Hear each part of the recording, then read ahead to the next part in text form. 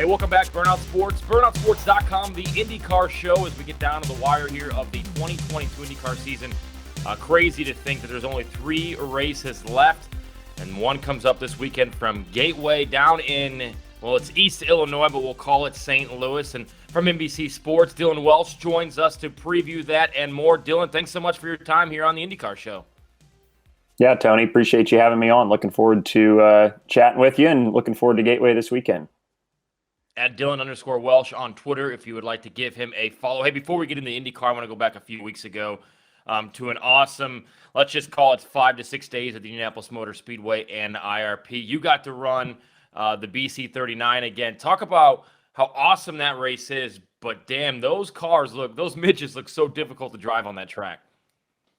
Yeah, it's a great event, and you know the cool part about it is that Doug Bowles and Roger and everybody at the Speedway are behind it 110%, you know, and I think there was some concern or worry maybe when Roger took over what the future of the race was going to be. And Doug Bowles told everybody in the drivers meeting, this year that Roger went last year and couldn't have been more pumped about it and loved it. So I think for us that, compete in it and quite frankly, are fans of that form of the sport, to have an endorsement like that from the captain certainly was super cool and something that I think meant a lot to everybody involved. But the track's cool. I mean, it's a purpose-built midget track. It was built for midgets, and it races great. It's difficult because it's tight and the corners are tight, but you still have long enough straightaways to build some speed, and it's a fun event, and I was glad to be able to be a part of it. Didn't have the results I wanted, but certainly always appreciate a chance to do anything at IMS. Let's talk about the week prior. I mean, you're in Charlotte, so you see a lot of NASCAR stuff as well. You cover IndyCar, you cover it all, including sprint cars. The double headers, basically, when NASCAR and IndyCar come together, we've seen it at the Speedway the last 2 years on the road course. I personally have enjoyed it. I think there is some tweaks that can be made. Is this something that you could see at other racetracks, or does it just simply work together because it is the Indianapolis Motor Speedway? Well, I think it works well at IMS, mainly because you have the space for it. First of all, I mean, there's enough room there to keep all those cars and to theoretically put them all in garages and be spread out enough to where it's not, everybody's not on top of each other. So I think that's a big part of what makes it work at the Speedway. And the track obviously too, is great for all 3 divisions. You include IndyCar and the Xfinity Series and the Cup cars too. So, I mean, I would love to see it, be something that happens at other racetracks. I don't know what other racetracks, would be available to do that or would want to do that. But I think it's a great crossover and a great way to just promote other forms of the sport, because I think there's probably people who are just NASCAR fans or just IndyCar fans. And, especially for us at NBC, broadcasting all of it.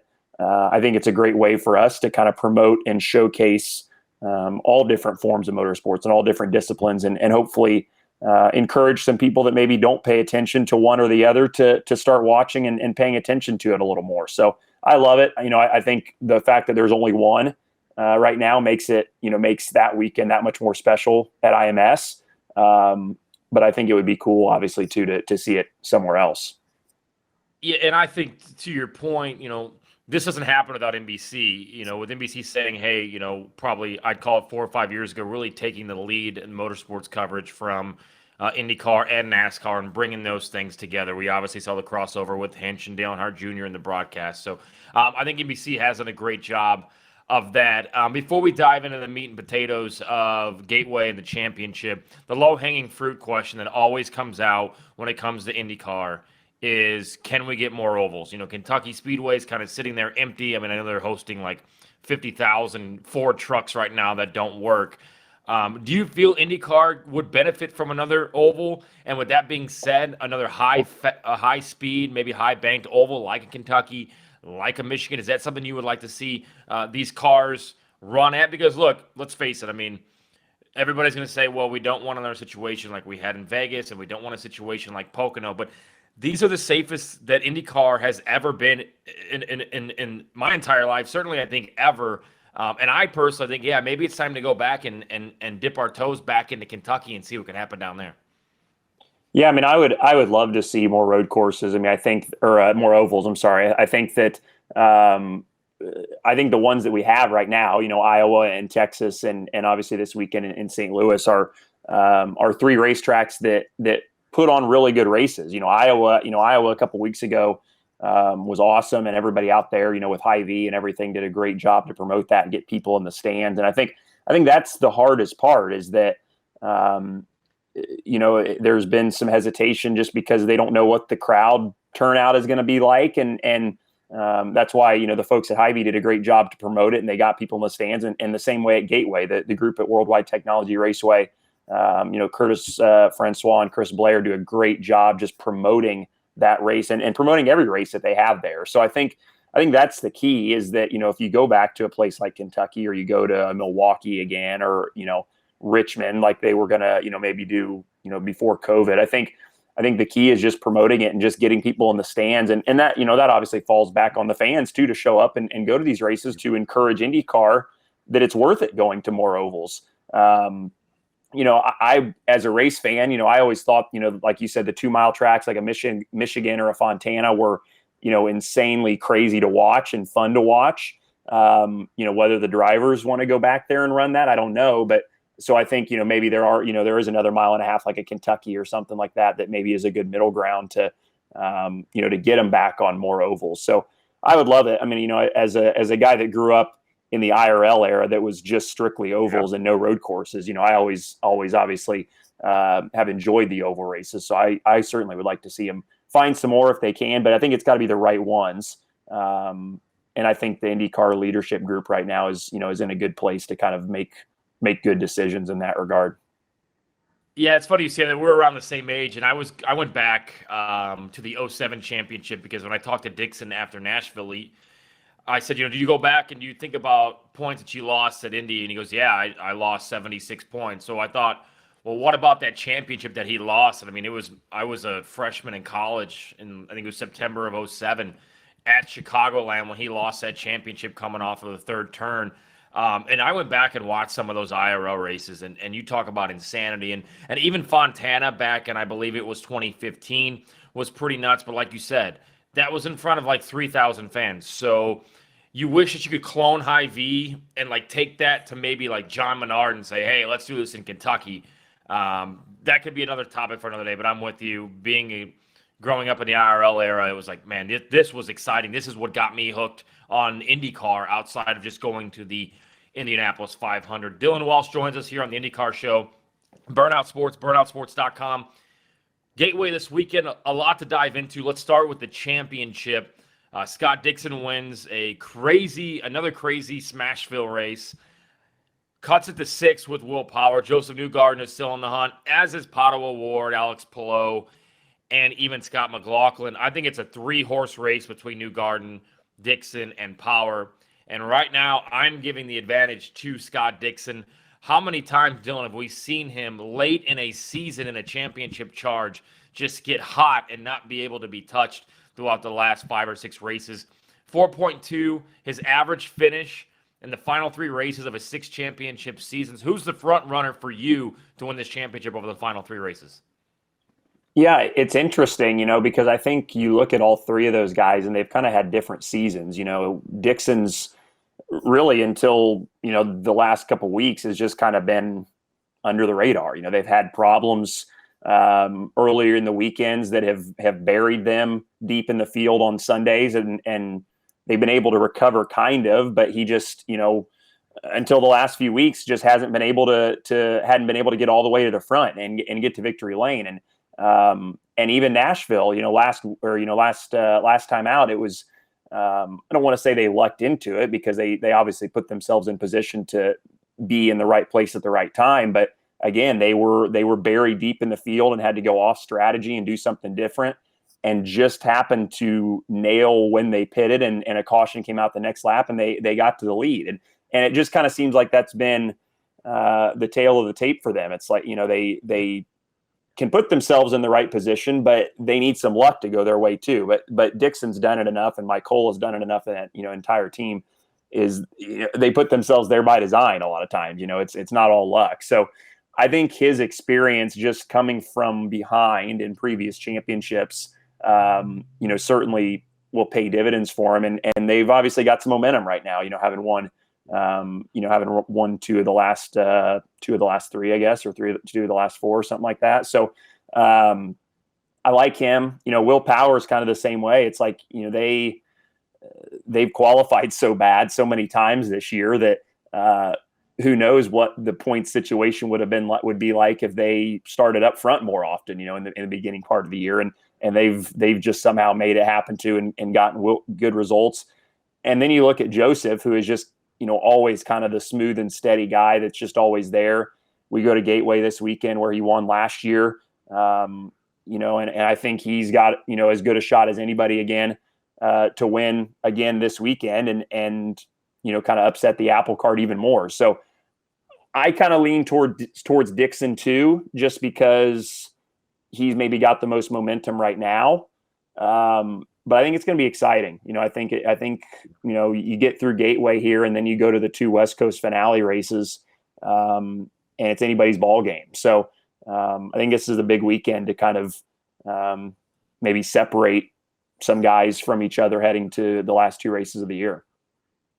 I think it is too. We do a burnout bets show too, and I've been talking all week about how Dixon is 3-1 to win the championship. He was 6.5 to 1 2 weeks ago heading into Indy, and that's a number that's only going to get lower because, I think he is going to make a move that it's still going to be bunched. I think Newgarden's going to have a great run. I think they're both going to cut that separation between them and Will Power. All right, take me into the pit reporter. You guys are discussing what you're going to talk about this weekend, and there's a lot, right? You've got the Wall of Smack at Gateway. That the promotion's been great on that. You obviously had Newgarden and Grosjean down at Nashville, and then Ericsson kind of chimed in. You kind of wish Gateway was the week after Nashville. Maybe things have calmed down now that it's been 2 weeks. But what are some of the storylines for you? And it may depend on which pits that you are given. But what are some of the storylines for you heading into this week? Because there's a lot of on-track stuff going on, but there is a boat ton of off-track stuff that has been going on in IndyCar throughout this entire summer as well. Yeah, and I think, Gateway, sure, everybody's had a week to cool off, but just kind of watching the race back from last year, there's plenty of opportunities for guys to, either make mistakes and get into somebody, or somebody to make somebody else's life difficult on purpose, So I think that, I think those rivalries are at the forefront probably of a lot of people's minds, and, ours included, on the NBC telecast. But I think, like I said, I think it's just going to be interesting to see who can avoid problems, because it's so easy. Even last year watching the race back, it's like the marbles were such a huge problem for so many guys that just got out of the groove, and then they were in the wall. And, and then I think too, you're going to have some guys that aren't even in the championship battle that maybe are going to run up front and kind of mix things up too. Like a guy like Takuma Sato, who's always good at Gateway. Grosjean was really good last year in his oval debut. He's got a year's worth of experience now. He's with Andretti, of course. I think he's going to be good, and he's going to be a threat. And there's other guys too, even, like I look at somebody even maybe like a Kyle Kirkwood, who the Foyt cars have been really, really good there the last few years. And he was strong at Nashville a couple weeks ago. And so I think that's always kind of the story on the ovals, is that, you get some guys up there. Jimmy Johnson's another one. You get some guys up there who maybe aren't as big of a factor on the road courses, but get their act together on the ovals, and can realistically take big points away from the guys who are in this championship battle. So I think keeping your nose clean, not getting into trouble, if you're one of the championship guys, is job number one. And just kind of managing the day, and don't get in trouble. Just get out of there with a solid day, a solid finish, and then go to the road courses, go to Portland and Laguna, and be in contention and get after it out there. So I think that's what we're watching, and 260 laps there goes by quick, but it's a long race. There's generally some yellows and then some longer green flag runs. So I think there's just a lot to kind of digest and keep your eye on Saturday night. I couldn't agree more with what you said about it's a lot to digest because look, you're going to have 2 practice sessions, which is probably more than you've had for most ovals in a long time outside of obviously the Indianapolis 500. And Iowa, you still only had 1 practice, then you raced twice. Like you said, some of those guys that aren't normally contenders, like you said, Foyt's up there, Johnson. I look at maybe some of the Ed Carpenter cars as well. We're going to have probably a second groove. They're going to try to groove that in coming up on Friday evening. This is still technically a day race, but the temperature is going to change. So a lot of factors going into that. With that being said, I know you mentioned Kirkwood. Give me a couple other dark horses that you are looking for to maybe that haven't had a good season to say this is an opportunity to maybe even roll the dice. I mean, Jack Harvey comes to mind, a guy that just hasn't had a good season. But anybody that in particular that you're looking at to say, hey, it's kind of been for lack of a better term, a crap season, but this is a chance to get inside of that top 5 or maybe even battle for a podium. Yeah, I mean, just kind of looking down our entry list and stuff here, I think the Rahal cars, all 3 of them, Graham, Christian Lundgaard, and Jack, could be factors. Harvey ran well there last year. He finally got a top 10, at Nashville, and they've had an abysmal year. So I think that if they can try to channel some of the good mojo from Nashville into some sort of result this weekend, they'd take that. Graham got taken out on like lap 3 last year, so we don't really know what he's got. But I think they are, as Rahal Letterman Lanigan, I think they are finally kind of starting to find some answers to some of their problems that they had earlier this year. So I think they can be factors. And then, I mean, even the Andretti cars, you look at guys like Colton Herta, Alexander Rossi, who were maybe 2 of the best cars in the race last year, didn't get results to match it.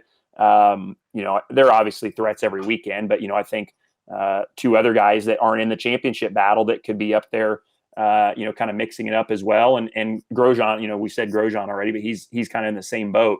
And Jimmy, I mean, I think, as Tony, I mean, anytime we're on an oval and as impressive as he was at Iowa, I think you got to look at Jimmy this weekend as a guy that is probably going to be up somewhere near the front, at some point during the race.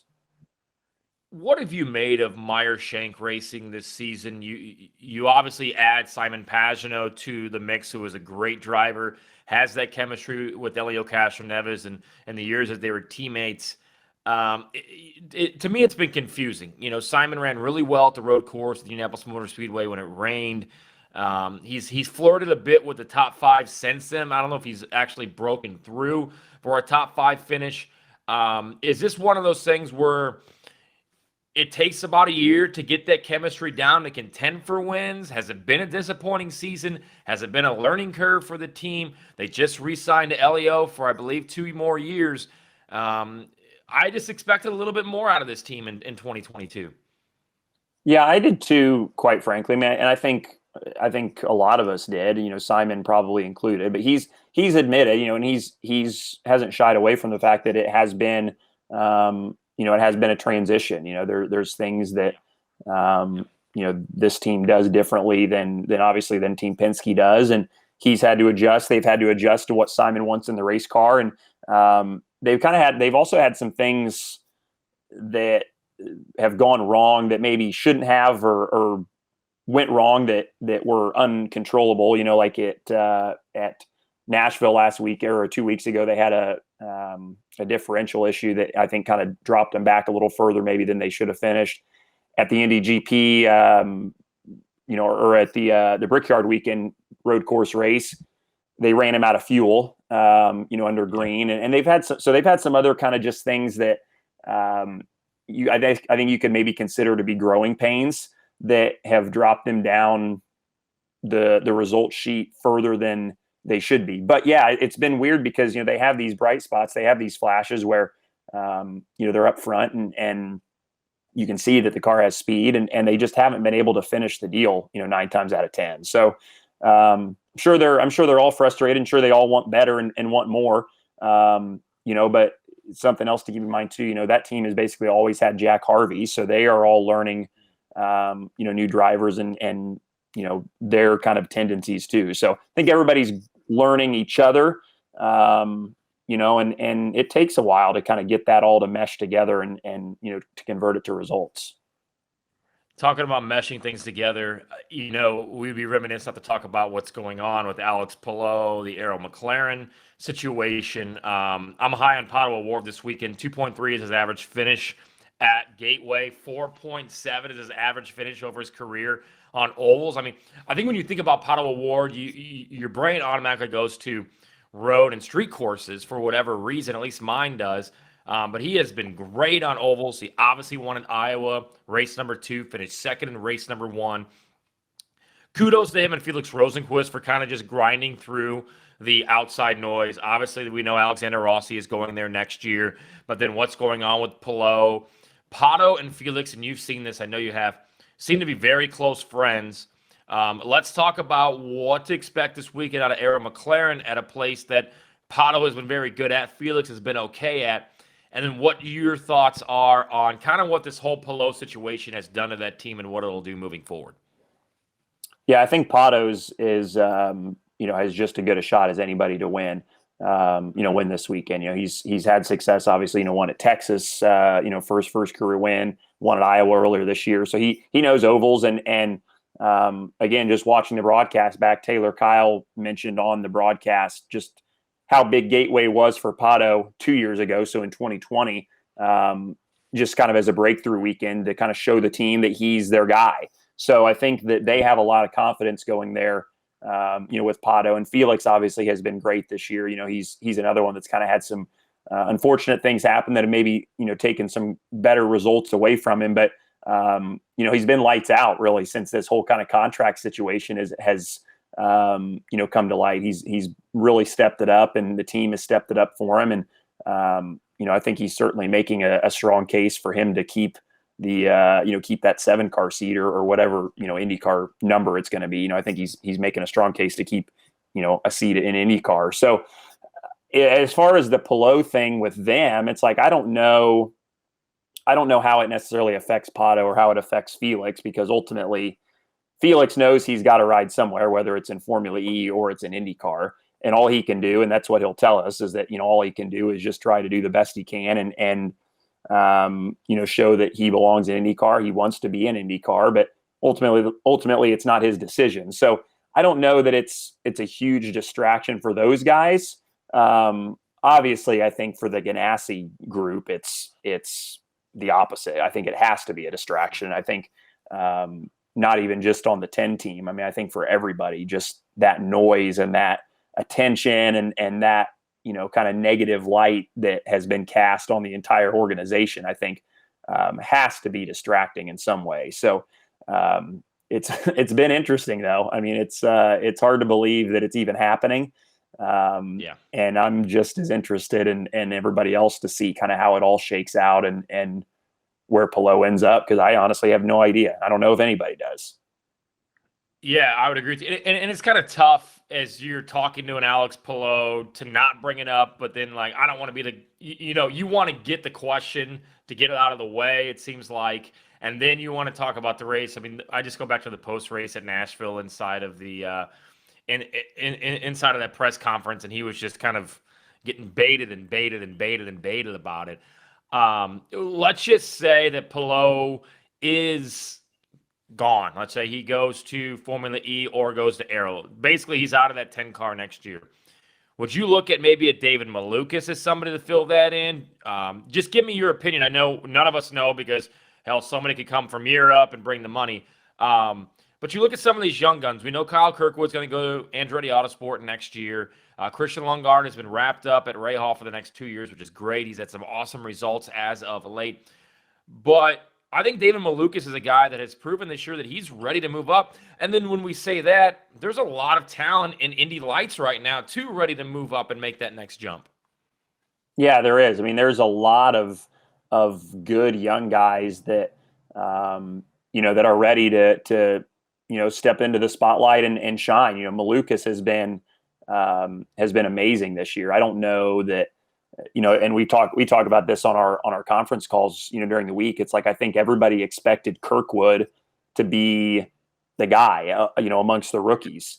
And I think people probably expected Lundgaard to be decent too because of how well he performed in his his debut last year at the Indy Road Course.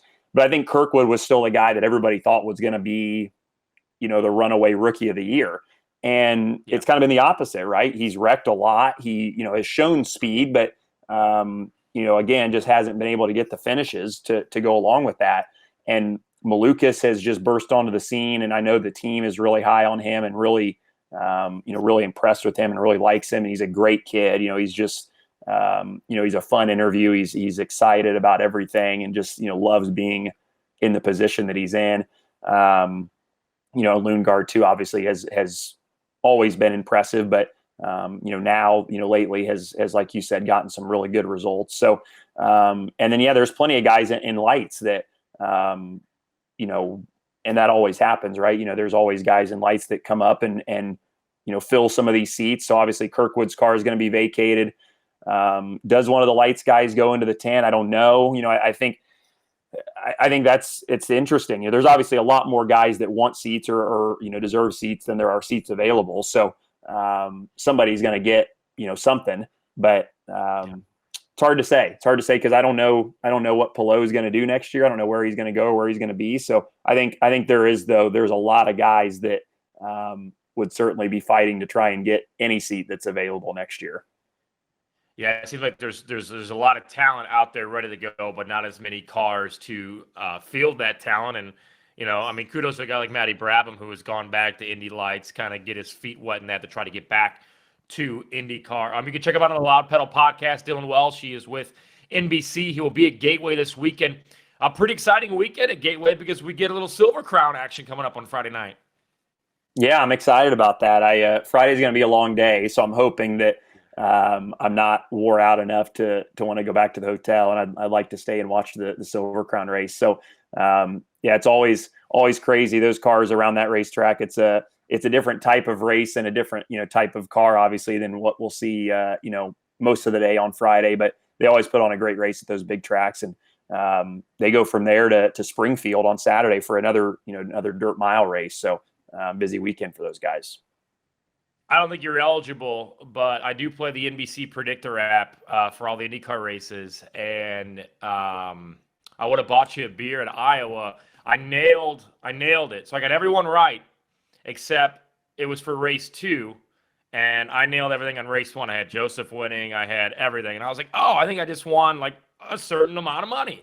And then I looked, and it was for the next day. It was sitting pretty, and then Palou ends up winning. So be sure to check that out, NBC Sports, IndyCar coverage as well. Race this weekend is on USA and Peacock for practice and qualifying. Give everybody the details on what they can expect throughout the coverage this weekend. Yeah, and you nailed it. We're on USA this weekend right after the Xfinity race from Watkins Glen, so that'll be a nice tie-in and kind of transition for us as the Xfinity race wraps up. Just keep it right on USA, and the IndyCar race will come on, and everything else that's on track, everything that's on track this weekend, lights included, is on Peacock. So looking forward to the last oval race of the year, and looking forward to getting back to the Midwest and. Hopefully the weather cooperates with us on Saturday, and we'll be able to go the full 260 and see what shakes up in the championship. I'm not going to tell anybody how to do their job, okay? But NBC has done a great job of stirring the pot, literally and figuratively, on the drama. I think Saturday's Open needs to have the Law and Order theme, and it shows Chip and Palou and Grosjean and Newgarden and Devlin and Sato, and just have this whole big thing because obviously that's what a lot of people go to USA for as well, is to see Law and Order. So enjoy the weekend. I will see you out there. A lot of racing action. You've got Indy Lights. You've got Silver Crown, as mentioned. IndyCar race coming up on Saturday, early evening, late afternoon, however you want to call it. This should be a race that runs predominantly still in the daylight, so I'm still begging for more night races when it comes to IndyCar. So drivers and people like Dillon who are down in the pits in fire suits aren't sweating their asses off when we could be running a race at night. But that's for another story at another time. Dillon, thanks so much for your time. I greatly appreciate it. Don't forget to follow Dillon as well, and we'll see you coming up this weekend. Thanks, Tony. Appreciate it. All right, Dillon Welch there. Don't forget, big weekend from Gateway. We will be there. Burnout Bets will have a lot of coverage. We're going to be doing spaces. Tony D. Indy will have you covered as well. Check out burnoutsports.com. I have an article going back to the 2007 IndyCar season.